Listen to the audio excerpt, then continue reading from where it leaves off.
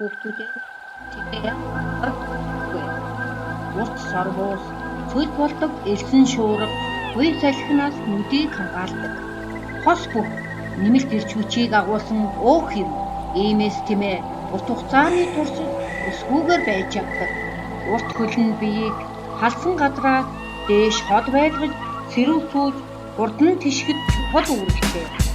Өргөн тухай барьцмуутаа элсэн дээр гიშгэхэд найдвартай тулгуур болж өгдөг.